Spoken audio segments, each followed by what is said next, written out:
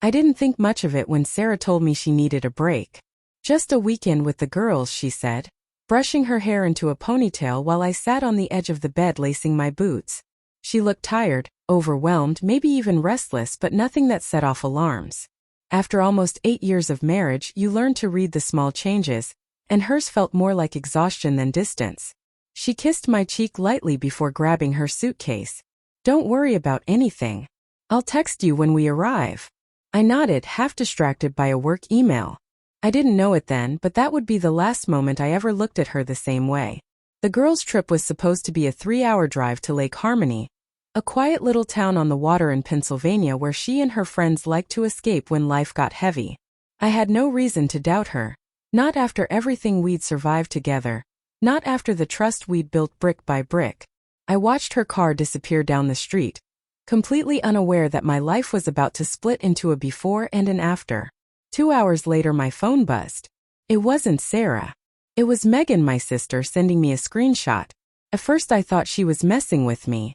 It was a blurry photo posted on a friend of a friend's Instagram story. A group of people at a hotel bar, drinks raised, laughter frozen midair.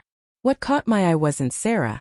It was the man beside her, shoulder pressed against hers, hand resting on the back of her chair like it belonged there. The caption read, "Weekend starts now." My stomach tightened so fast it felt like a punch. I zoomed in. Sarah was leaning slightly into him, wearing that tight-lipped, almost shy smile she used when she really liked someone's attention. A smile I hadn't seen directed at me in months. Megan texted immediately.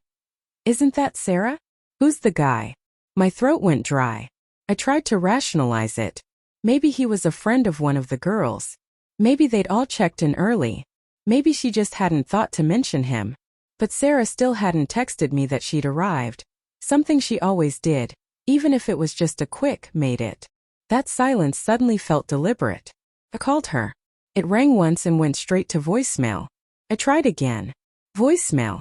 A cold, unfamiliar heaviness settled in my chest. 3 hours after she left home, my wife, my steady, dependable Sarah, had become a stranger in a photograph that was never meant for my eyes. I paced the living room, every little oddity from the past few weeks resurfacing like warnings I'd ignored. The late-night work calls, the sudden interest in her appearance, the new perfume she claimed a coworker had given her as a gift. I'd brushed each one aside because I trusted her. Because that's who I was. But this felt different. This wasn't me overthinking. This was evidence. I opened my laptop and pulled up the location sharing app we'd had turned on for years but never actually used. My finger hovered over the button. Part of me didn't want to know. The other part, the part that felt nauseous and betrayed, needed the truth. When the map loaded, my heart dropped. She wasn't at Lake Harmony. She wasn't even close. Her location showed she was in Asheville, North Carolina, a small mountain city a couple hours off her route, at a boutique hotel famous for couples retreats, in-room jacuzzis, candlelit balconies, and rose petal packages you have to reserve weeks in advance. My hand started shaking, but I couldn't look away from that little blue dot. It wasn't moving. She was there, silent, unreachable, and undeniably lying about where she was. I sat down hard, breathing like I'd been running, trying to swallow the anger clawing its way up my throat. I didn't want to jump to conclusions. I didn't want to believe that after 8 years of holding each other through sickness, job changes, grief, and sleepless nights, this was how she repaid that loyalty. But the evidence wrapped its hands around my ribs and squeezed. I grabbed my keys.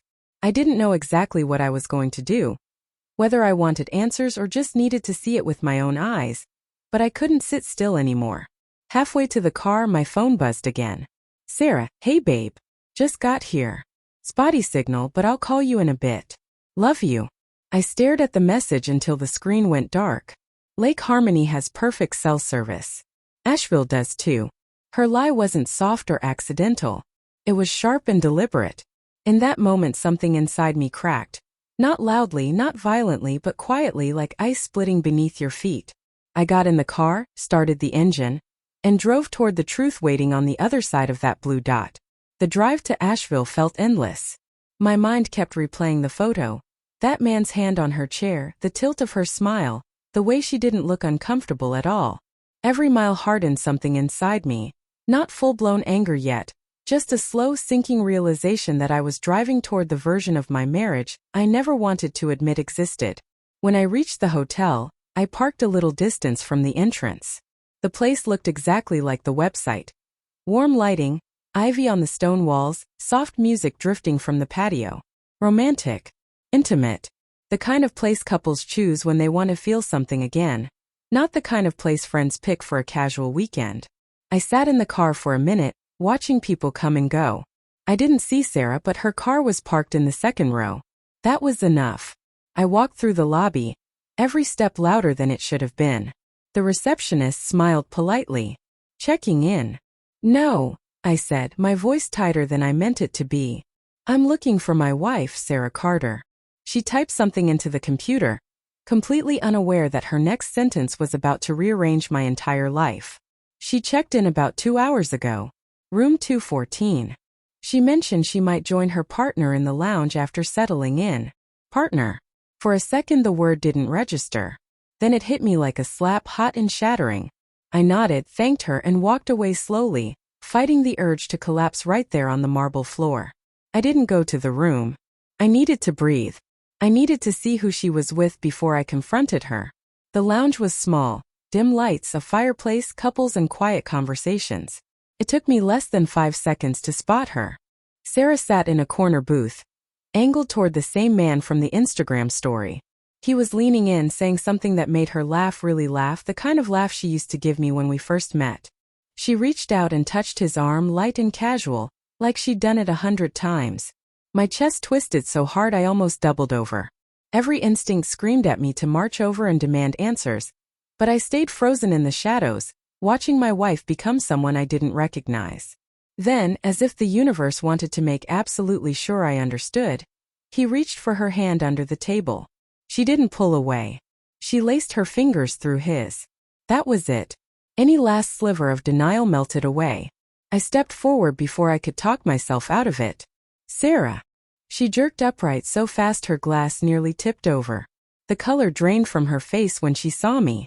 The man turned, confused, then uncomfortable. Ryan. What are you doing here? Her voice trembled.